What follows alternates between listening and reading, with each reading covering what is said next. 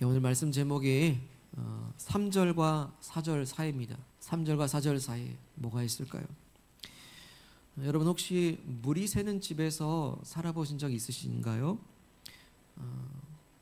하자가 생기고 그래서 물이 새는 경우가 또 있죠. 물이 셀 때 참 골치 아픕니다. 도대체 어디서 새는지도 찾기가 힘들고 또 찾았다 한들 공사하기도 참 어렵습니다. 하지만 찾아야죠. 고쳐야죠. 제가 신혼 때 결혼하고 처음 집을 얻은 곳이요, 꼭 그런 집이었습니다. 물이 새는 집이었어요. 신혼에 뭐 돈이 있습니까? 뭐 그런 것도 아니고 유독 저렴하게 나온 주택이 하나 있었는데 저렴한 이유가 물이 새는 집이었던 거예요. 신혼집 그러면은 예쁘게 꾸미고도 싶잖아요. 근데 그렇게 그 신혼집에 그 거실 한가운데 양동이가 있었어요. 가지고 물이 거기로 뚝뚝뚝 떨어졌습니다. 그래도 감사하죠. 이런 집을 주셨으니까. 그래서 나중에는 이 물이 뚝뚝 떨어지니까 아이디어가 생겨서요, 이 굵은 실 하나를 이렇게 길게 해가지고 바늘기를 깹니다. 그래서 그 바늘을 이 천장에 물이 새는 그 벽지에다 꽂아놔요. 그러면 어떻게 될까요? 물이 그 줄을 타고 내려와요. 그러면은 그 양동이에 물도 튀지 않아요. 그리고 그거 매일 보니까요, 재밌어요. 인테리어 같고. 그래서 하염없이 보면서 잘 내려온다 그러고 있는 거예요. 또 예전에 살던 어떤 집에는 그 다용도실에 가보니까 그 덮어둔 곳을 쭉 열어보니까 물이 누수가 있어가지고 벽이 온통 곰팡이더라고요. 그게 지나다 보니까 그 벽틈 사이에서 버섯이 생겼어요. 버섯. 물이 누수된 곳에 그 열으니까 이만한 버섯들이 막 열려 있는 거예요. 곰팡이로 생긴 버섯 보셨습니까, 여러분? 어찌되었든지 간에 이 집에서 물이 샌다라는 거는 그 집은 하자가 있는 거예요. 누수된 곳을 찾아야 되고 그곳을 다시 방수로 공사해야 되는 겁니다. 그런데 우리 인생도 집이에요. 우리 인생을 집으로 비유하자면, 또 그리스도인을 하나의 그 영적인 집으로 비유하자면 우리 인생의 집도 누수가 생길 수 있잖아요. 우리 인생의 집도 균열이 생기고 그 틈으로 어떤 누수들이 막 침투하고 있을지도 모르잖아요. 그런데 그 누수를 찾아내는 기술이 뭔지 아십니까? 그게 바로 기도예요. 기도는 우리 인생의 집에 누수된 곳이 어딘지를 발견해 주는 최첨단 기계입니다. 기도는요, 그 누수된 곳을 찾게 하고 그 누수된 곳을 방수할 수 있는 최고의 기술이 바로 기도인 거예요. 그래서 기도하게 되면 내 인생의 집의 상태를 깨닫게 돼요. 내가 이런 인생의 집에 이런 하자가 있었구나. 기도할 때 알아요. 이런 고쳐야지. 어떻게 기도할까? 기도할 때 우리는 방법을 찾게 돼요. 그래서 우리는 기도에 대한 오해와 착각이 하나 있는데, 기도는 어떤 문제가 생겨야지만이 기도하는 것이고, 어떤 고난이 생겨야 기도하는 것이고, 어떤 문제거리가 있어야지 기도하는 것이라고 우리는 오해합니다. 그런데 성경은 말씀하세요. 데살로니가서 5장에 보게 되면 너희는 쉬지 말고 기도하래요. 어떻게 쉬지 않고 기도할까요? 늘 눈 감고 살까요? 만약에 기도는 어려움이 있어야만 기도한다라는 것으로만 생각한다면, 이 쉬지 말고 기도하라는 이 말씀을 적용해 보면 우리는 쉬지 않고 고난을 당해야 될 거예요.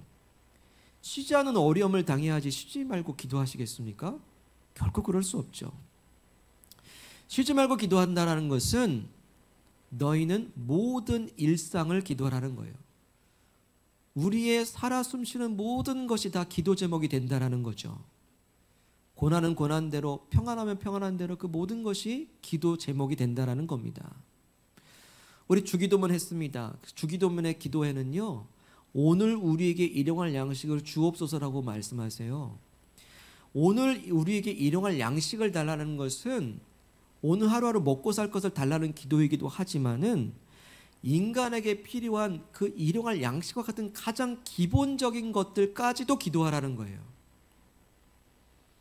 우리가 일상에 밥 먹는 거 아주 평범한 일상이죠.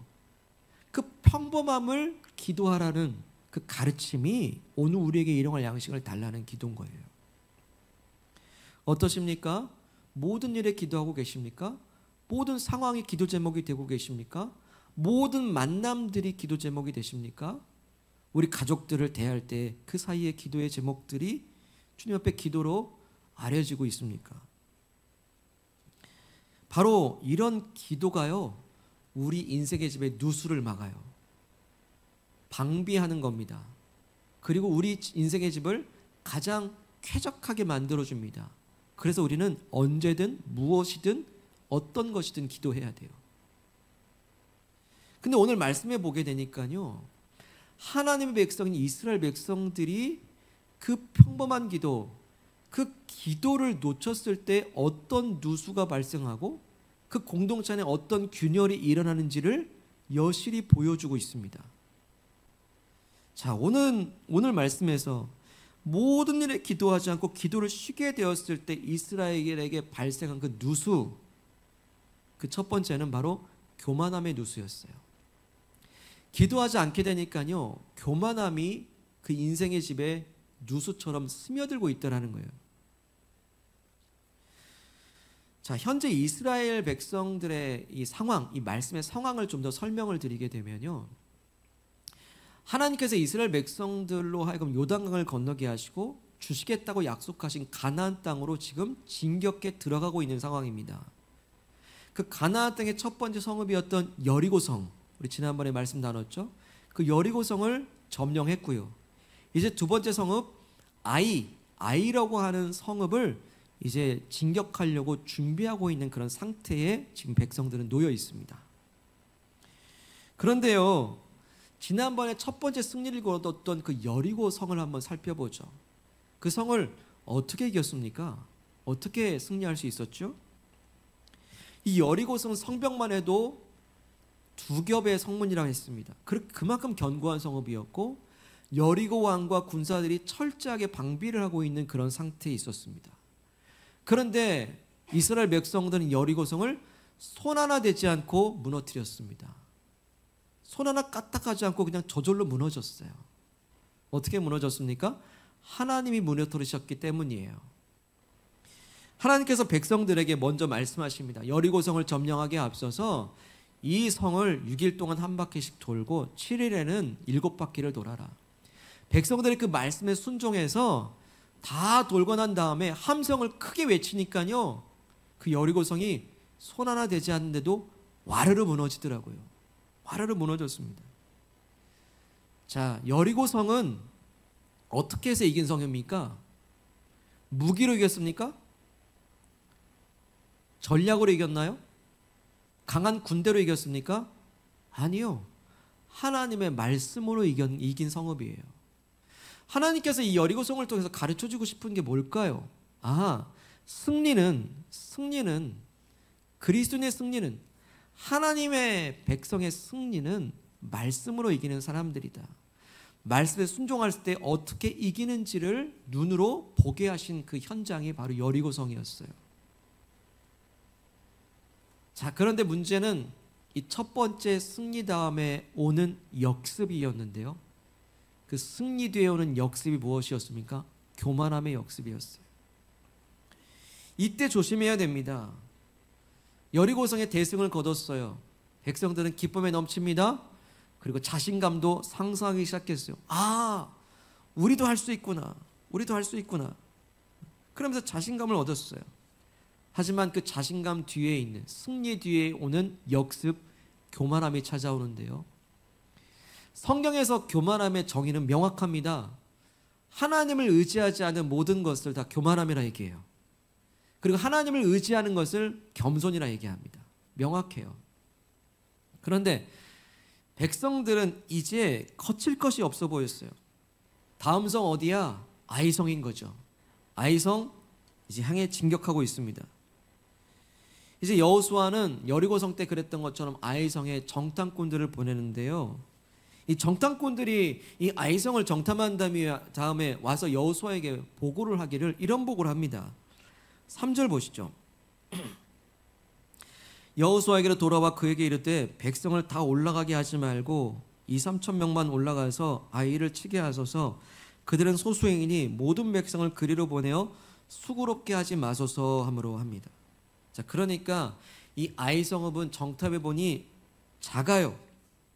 주민들의 수요도 얼마 없습니다.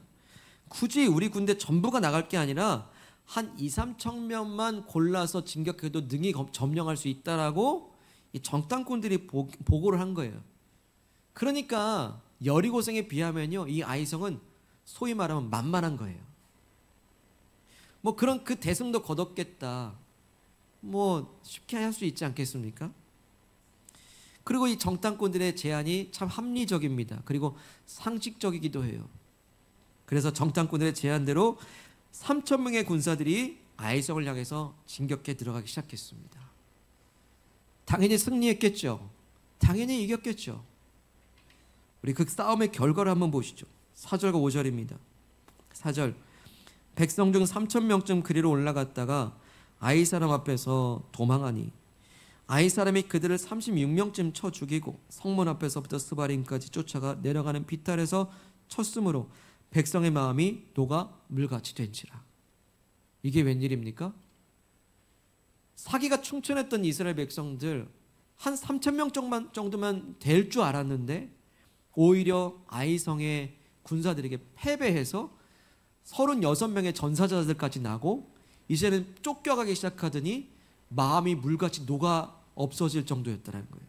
사기가 완전히 꺾여버렸어요. 전쟁은 사기 싸움입니다. 그런데 이 작은 아이성으로부터 완전히 패배해 사기가 꺾여버린 완전히 패배 가운데 백성들을 보게 돼요. 대패하고 말았습니다. 왜 더 크고 견고한 여리고성은 이기고 그보다 작은 아이성은 패배한 이유가 뭘까요? 바로 교만함 때문이었어요. 하나님을 의지하지 않고 간 거예요. 하나님께 기도 한번 했다라면 어땠을까? 여리고성 전투에서는 그렇게 이겼잖아요. 하나님의 지시를 받았잖아요. 그 성을 돌라. 하나님의 지시와 말씀을 듣고 갔을 때 승리했지 않습니까? 그런데 이 아이성 전투를 할 때는 하나님의 말씀도 하나님의 지시도 받지 않고 그 정탐꾼들의 말만 듣고 바로 실행에 옮겨버렸던 겁니다. 즉 백성들은 하나님께 기도함으로 의지하지 않고 바로 즉시 행동을 취했던 거예요. 거듭 오늘 말씀 제목이 3절과 4절 사이입니다. 3절은 어떤 내용입니까? 한번 보시죠. 3절은 정탐꾼들이 아이성 별거 없습니다 라고 보고하는 내용이고요. 4절은 무슨 내용이죠? 3천 명이 아이성을 공격했다가 패배했다는 내용이에요. 3절은 정보고요. 4절은 행동이에요. 그러니까 3절에서 보고받은 다음에 뭐 생각하지도 않고 4절에 즉시 행동으로 옮겨버린 거죠. 여러분 좀 이상하게 느껴지지 않습니까? 만약에 3절과 4절 사이에 뭐가 들어가면 얼마나 좋았을까요? 3절의 보고와 4절의 행동 사이에 뭐가 끼어 들어가면 얼마나 좋았을까요? 바로 기도죠. 기도. 3절의 보고를 들었어요. 정보를 얻었습니다. 그럼 하나님은 어떻게 생각하실까? 먼저 기도한 다음에 4절을 옮겼다면 얼마나 좋았을까요? 바로 3절의 보고와 4절의 행동 사이에 빠진 거는 바로 기도였던 거예요. 3절에서 4절로 바로 넘어가면 안 되는 거였어요. 그러니까. 그래서 말씀을 묵상하다 보니까요. 3절과 4절 사이에 6절이 끼어 들어갔으면 참 좋았겠다 싶습니다. 6절 말씀 한번 읽어볼까요? 6절 말씀 시작. 여호수아가 옷을 찢고 이스라엘 장로들과 함께 여호와의 궤 앞에서 땅에 엎드려 머리에 티끌을 뒤집어 쓰고 저물도록 있다가 이 6절은요 이스라엘 백성들이 아이성에서 어이없이 패배했다는 소식을 듣고 여호수아가 어이가 없어가지고 땅에 납작 엎드려가지고 티끌을 뒤집어 쓰면서 하나님 앞에 부르짖고 있는 장면이에요. 엎드려 있는 것이죠. 그런데요, 이 엎드림이 이렇게 패배하고 후회하고 탄식하는 엎드림이 아니라 4절의 행동 이전에 3절의 정보를 받고 바로 엎드렸다면 얼마나 좋았을까요? 그래서 3절과 4절의 행동 사이에 6절의 엎드림이 끼어 들어갔었어야 되는 거예요. 우리 인생도 마찬가지입니다. 그때 기도하면 얼마나 좋았을까? 우리가 행동하기 전에 먼저 하나님께 물어봤으면 얼마나 좋았을까? 3절의 정보와 3절의 지식과 4절의 행동 사이에, 실천 사이에 우린 6절의 엎드림이 먼저 있어야 될 줄로 믿습니다. 그럼 이렇게 패배할 수 있었을까? 왜 기도하지 않았을까요? 바로 교만함 때문이었어요. 승리의 도취감 때문이었습니다. 뭐 아이성 찜이야 뭐 우리 힘으로 할 수 있지. 굳이 기도할 필요성을 느끼지 못했어요. 굳이 물어볼 이유를 찾지 않았어요. 근데 그게 문제입니다. 충분히 우리 힘으로 저 정도는 이길 수 있다는 교만함에 사로잡히니까 굳이 엎드려 기도할 필요가 없는 거예요. 우리도 가만 보면은 인생의 문제들이 여리고성처럼 너무나 크고 어려운 문제들을 만나게 되면은 자동적으로 엎드려지게 되더라고요. 기도하게 됩니다. 근데 정작 아이성과 같은 작은 문제들, 그래서 문제라고까지 여길 필요도 없는 것들은 굳이 기도하지 않아요. 뭐 이런 것까지 기도해? 뭐 그렇게 여깁니다. 근데 바로 그것이 누수가 되는 지점이에요. 뭐 이런 것까지 기도하면서 굳이 기도하지 않고 3절에서 4절의 행동으로 바로 넘어가게 되면요, 바로 거기에 균열이 생기고 교만함의 누수가 생기기 시작하면서 교만함에 사로잡혀요. 하나님 의지하지 않습니다. 이 정도면 내 힘으로 할 수 있는 건데 뭐. 그리고 또 정탐꾼들처럼 우리는 많은 정보들을 막 수집을 하기 시작해요. 많은 사람들의 조언도 듣고요, 인터넷도 뒤져보고요, 다른 사람들이 뭐라고 얘기하는 그 정보들을 막 수집해요. 됐어, 좋은 정보야, 결정하자, 선택하자. 그리고 4절로 바로 가버려요. 그래서 얻은 정보와 경험을 가지고 충분히 내 힘으로 할 만해지면요, 3절에서 4절로 바로 건너뛰거든요. 엎드림이 생략이 됩니다. 예, 좋습니다. 3절에 좋은 정보와 지식을 가지고 4절을 선택했더니 좋은 결과를 얻었다 치죠. 하지만 기도하지 않고 얻은 성취를 하나님 기뻐하실까요? 기도하지 않고 얻은 그 성공을 진짜 하나님은 성공이라고 말씀하실까요? 아무리 승리했어도 아무리 성취했어도요, 그것이 하나님 앞에 엎드림이 없는 것이라면 그것은 승리했어도 하나님 보시기엔 패배예요. 기도하지 않고 엎드림이 없이 그것을 성취했다고 한다면 하나님 보시기에는 하나님 훅 한번 불면 사라질 신기루와 같은 겁니다.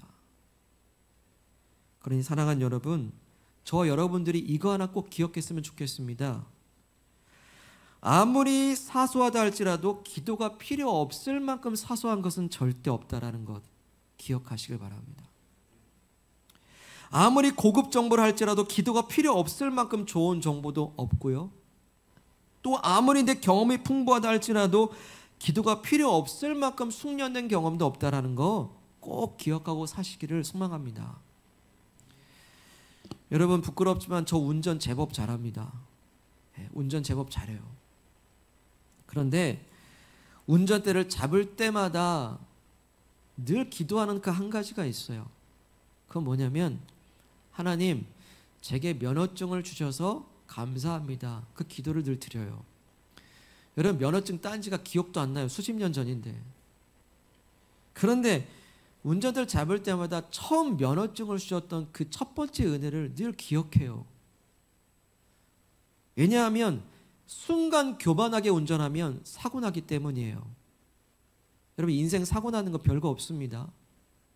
초심을 잃고 교만해질 때예요. 교만해지면 아이성처럼 어이없이 패할 수가 있습니다. 하물며 우리의 소중한 인생에 고작 아이성 같은 작은 문제 여러분 패배하면 되겠습니까? 절대 그러면 안 되죠. 우리가 너무나 허무하게 교만함이라고 하는 작은 누수에 우리 집이 망가지는 것도 모르고 사는 거 아닌가. 이제는 3절에서 4절로 바로 가지 마세요. 엎드림을 놓치지 마시기를 축복합니다. 3절의 정보를 가지고 4절로 바로 넘어갈 게 아니라 충분히 엎드리고 충분히 엎드려 기도해도 절대 늦지 않습니다.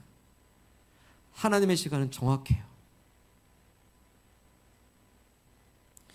이렇게 3절과 4절 사이에 먼저 엎드려 기도했다면요, 첫 번째 교만함의 누수를 발견한다면 두 번째는 또 하나의 누수를 발견하게 되는데, 그 누수는 바로 죄의 누수예요. 아, 내 안에 이런 죄가 있었구나를 발견하게 됩니다. 죄의 문제인데요, 기도하지 않으면 죄가 틈타고 있다는 것도 모르고 살아요.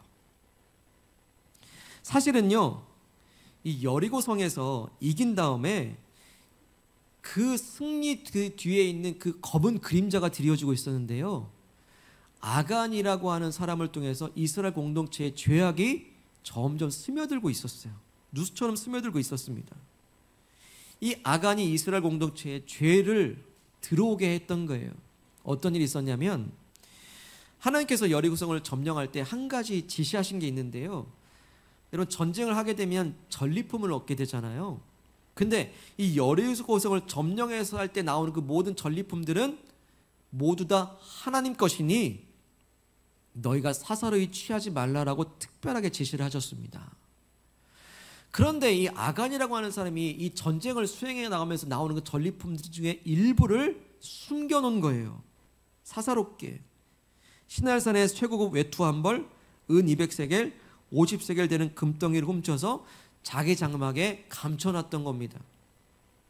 얼마를 훔쳤는 게 중요한 게 아니라 하나님의 모든 것을 드리라고 하는 그 말씀에 불순종했다라는 게 죄죠. 이런 죄악을 품은 상태에서 아이성을 점령하겠다고 나서고 있으니 하나님 그들에게 승리를 주시겠습니까? 이 죄악은요, 마치 집에 스며드는 누수처럼 여호수아도 모르고 있었고 아무 백성도 아무도 모르고 있었어요. 아니, 그런 일이 있었단 말이야?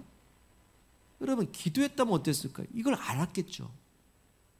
근데 왜 모르죠? 기도하지 않은 거예요. 하나님은 알고 계셨어요.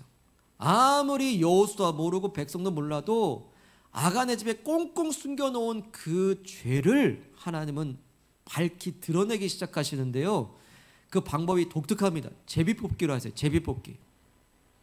말씀에 보게 되면 백성들이 이제 제비를 뽑았는데요, 처음에 아간이 속해 있는 유다 지파가 12지파 중에 유다 지파가 뽑히더니, 그 지파 중에서도 한 족속이 뽑히더니, 그 족속 중에서도 한 일가가 뽑히더니, 그 일가가 제비뽑기를 했는데 그 중에 아간이 뽑힌 거예요. 여러분, 신기하죠? 어떻게 이런 일이 있을 수 있나요? 근데 제비뽑기가 중요한 게 아니에요.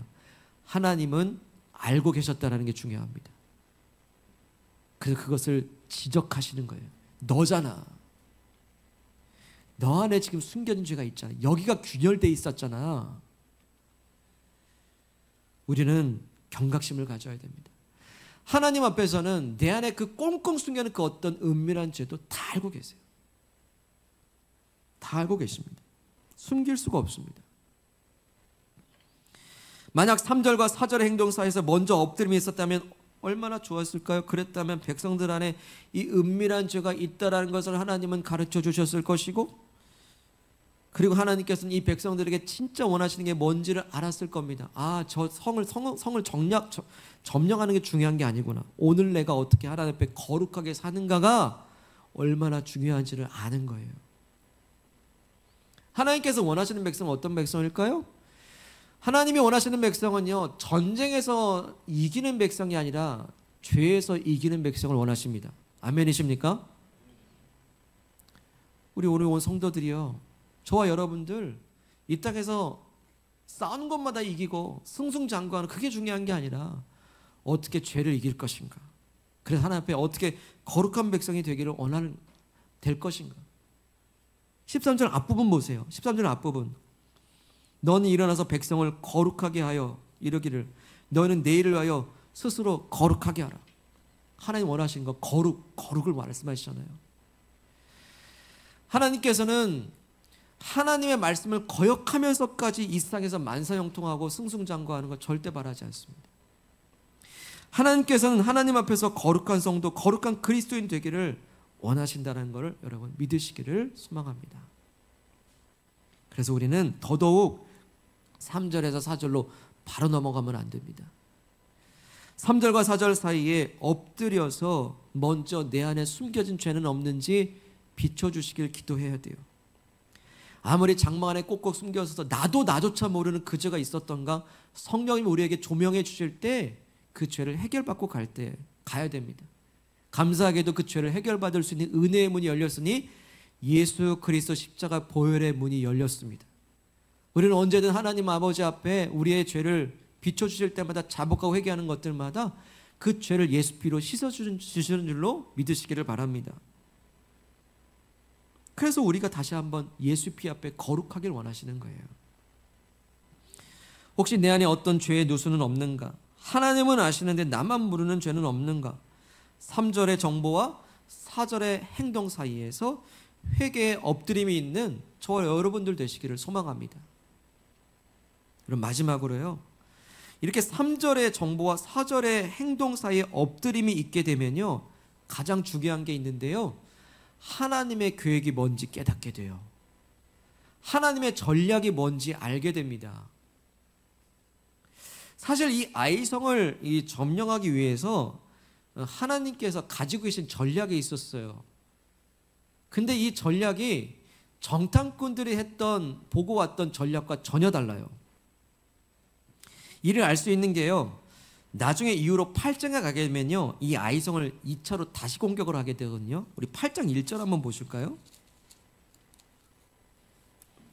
8장 1절을 보시면 여호와께서 여호수아에게 이르시되 두려워하지 말라, 놀라지 말라, 군사를 다 거느리고 일어나 아이로 올라가라. 보라, 내가 아이 영과 그의 백성과 그의 성읍과 그의 땅을 내 손에 넘겨줬다.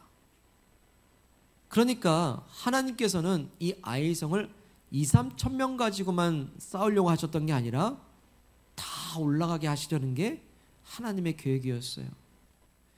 이스라엘 온 전 군대가 합심하여서 점령해야 될 것이 아이성이었던 거예요. 그게 하나님의 계획이었습니다. 3절에서 정탐꾼들의 보고가 아무리 합리적이고 저 아이성이 아무리 작다 할지라도 4절로 넘어가기 전에 하나님 앞에 엎드림의 기도가 있었다고 한다면 하나님은 하나님의 계획을 말씀하셨을 겁니다. 3천 명 아니야, 다 올라가. 그게 하나님의 계획이었을 거예요. 알았을 겁니다. 여리고성은 말씀으로 승리했잖아요. 근데 왜 아이성은 실패했죠? 하나님 말씀을 듣지 않았어요. 그 계획을 모르죠. 자기 세운 계획대로 가다 보니 패배한 겁니다.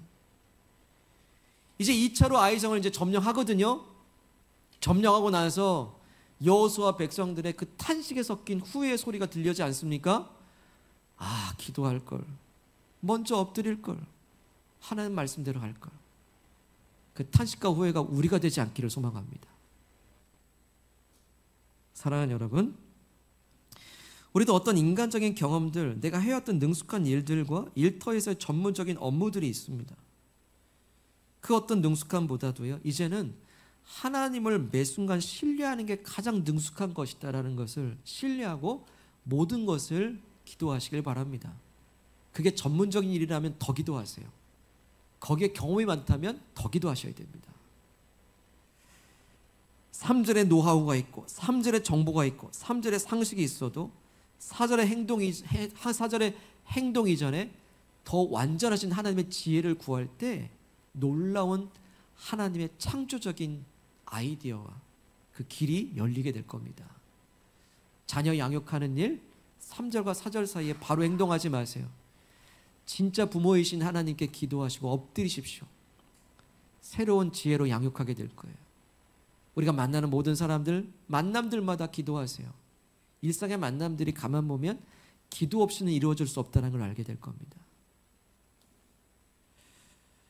그런 하나님의 완전하신 지혜와 전략과 계획이 우리 안에 늘 계시되어지는 엎드림의 기도자가 되시기를 축복합니다. 오늘 말씀을 통해서요, 3절의 정보와 4절의 행동 사이에서 엎드림과 기도가 6절로서 끼어 들어가야 된다는 걸 말씀하셨습니다. 3절과 4절 사이의 엎드림의 기도를 통해서 먼저 교만함의 누수를 방지하라 말씀하십니다. 혹시 어떤 승리감에 도취되어서 기도 없이 하라는 건 뭘까요? 혹시 어떤 성취를 이루고 난 다음에 그것이 전적인 하나님의 은혜였다라는 것을 잊어버리고 이 정도쯤이야 하면서 식은 죽 먹게 하면서 섣불리 달려가는 것은 또 뭘까요? 먼저 엎드리기를 원합니다. 3절과 4절 사이에 엎드림의 기도를 끼워 넣으시기를 바랍니다. 그러면 내 안에 악안에 숨겨진 죄가 있다는 것을 깨닫게 하실 것입니다. 내 안에 죄를 예수의 십자가 앞에 고백하지 않으면서 우리는 이것 달라 저것 달라 구하는 기도만 하고 있는 것은 아닌가. 그래서 생각지 못했던 죄를 깨닫는 게 얼마나 큰 은혜인지 몰라요. 여러분, 진짜 은혜는 뭔지 아십니까? 내 안에 숨겨진 죄가 있다는 걸 발견하는 거예요. 아니, 이것도 모르고 내가 그렇게 구하기만 했던가. 하나님, 회개합니다.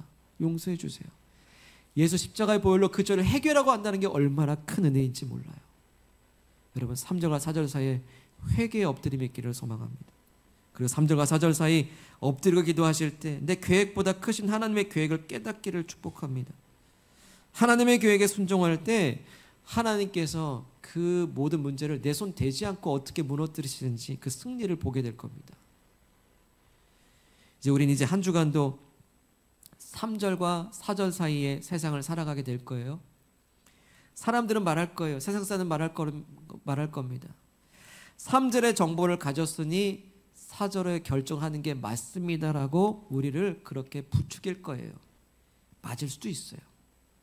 하지만 하나님의 택함받은 거룩한 성도들이요, 3절과 4절에 오가는 그 사이에서 정말 하나님 앞에 기도에 엎드림이 있는 진정한 거룩한 성도들이 되시기를 축복합니다. 다시금 우리가 말씀 듣는 것은 기도가 필요 없을 만큼 사소한 일도 없고, 기도가 할 필요가 없을 만큼 좋은 정보와 지식도 없고, 기도가 필요 없을 만큼 능숙한 경험도 없다라는 걸 늘 기억하시고 언제든 무엇이든 기도의 자리로 나아가시길 바랍니다. 뭔가 문제거리가 있어야, 먼저 뭔가 어려움이 있어야 기도하지 말고, 일용할 양식을 주옵소서라고 기도해 그 기도 가르쳐준 기도처럼 모든 일용할 기본적인 모든 일에 쉬지 말고 기도하시기를 축복합니다. 여러분, 기도의 기회를 잡으세요. 토요 중보기도 있습니다. 어제 토요일 기도했는데 썰렁했습니다. 여러분, 기도의 기회를 잡으세요. 금요 심야기도 많이 나오지 않고 계세요. 여러분, 기도의 자리를 찾으십시오. 이 더운 한여름날 어디 가서 쉬지 마시고 에어컨 틀어놓고 성전에서 기도하기를 힘쓰세요. 기도의 자리가 있어야 합니다.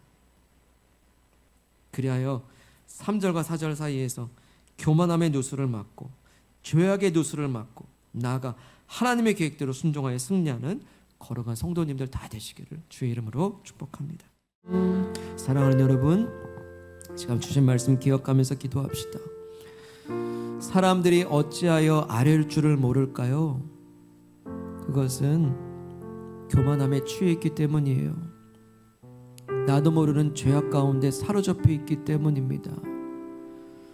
내 인생의 집, 성도의 집, 그리스도인의 집, 내 인생의 집 가운데 그런 교만함의 누수와 죄악의 누수가 있는지도 모르고 살기에 우리는 아뢰지 못합니다. 그러나 이제 주 앞에 기도하라. 그래서 그 기도를 통해서 우리의 누수된 것을 잡고 고치라 말씀하십니다. 우리는 혹시 이 세상살이 속에서 사람들이 그렇게 하는 것처럼 3절에 좋은 정보, 좋은 지식, 좋은 경험이 있으니 4절을 선택하는 게 맞다라고 하는 그 세상의 논리대로 우리도 같이 살아가는 것은 아닌지요. 그래서 성취하길 바라고 그렇게 이기길 원하지만 하나님은 우리의 기도를 바라십니다. 3절이 아무리 합리적이어도 4절에 행동하기 이전에 6절의 엎드림이 미리 있기를 우리에게 원하십니다. 이 시간 기도하실 때에 하나님, 이제 한 주간 살면서 3절에 좋은 지식과 정보와 경험들 주셔서 감사합니다. 근데 하나님 생각은 어떠세요? 기도하시길 바랍니다. 하나님은 어떤 계획을 갖고 계십니까? 여쭤보시기 바랍니다. 그랬을 때 우리에게 우리 안에 생각지 못했던 교만의 누수와 죄의 누수를 발견하게 하실 때 주님, 내가 그렇게 교만한 죄인이었음을 고백하면서 다시금 이제 하나님 앞에 거룩한 성도 되기를 결단하며 우리 합심하여 기도하겠습니다. 하나님 아버지, 주님 앞에 3절과 4절 사이에 주님 앞에 엎드림이 있어야 됨을 깨우쳐 주셨습니다. 하나님 아버지, 내 안에 죄악의 누수가 있는지도 모르고 내 안에 교만의 누수가 있는지도 모르고 하마터면 사절의 행동을 취할 뻔했습니다. 용서하여 주시옵소서. 하나님 아버지, 사절의 행동이 있기 전에 6절의 엎드림으로 나아가오니 하나님, 나의 교만함을 용서해 주시옵소서.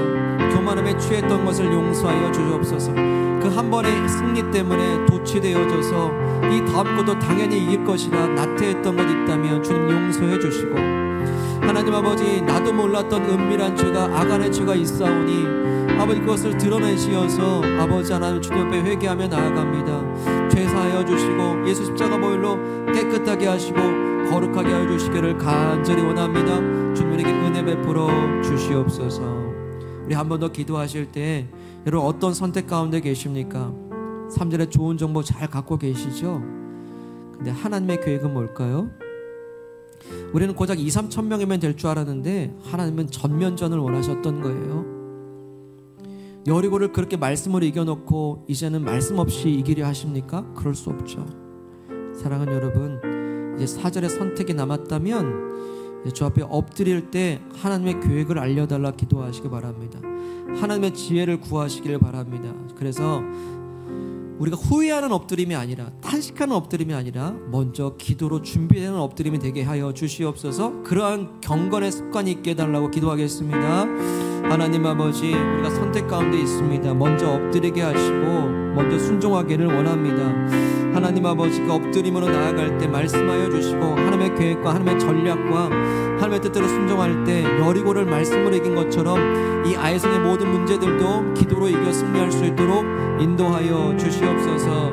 주님께서 우리에게 지혜를 주셔서 하나님의 지혜로 이기게 하시고 하나님의 지식으로 이기게 하시고 하나님의 계획대로 이기게 하시고 말씀으로 이기는 것이 무엇인지 보기를 원하오니 우리가 손대지 않아도 승리하는 것을 눈으로 보고 찬양하기 원합니다. 주님 영광을 나타내 주시고 하나님의 뜻을 이루어 주시기 원합니다. 주여 말씀하여 주시옵소서. 주님께 고하며 주 앞에 복을 얻게 원하오니 주여 말씀하여 주시길 원하고 소망합니다. 이런 진실하신 친구, 이런 진실하신 친구 찾아볼 수 있을까?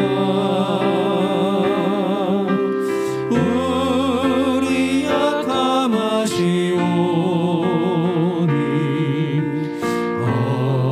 어찌 아니하랄까?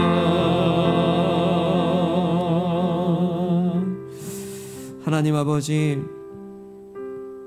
이 세상 속에 3절과 4절 사이를 오가는 이 하루하루의 삶 속에서 우리도 무심코 3절의 상식과 3절의 지식과 3절의 경험을 가지고 4절을 무심코 선택하며 나가는 것은 아닌지 다시 한번 우리를 돌아봅니다.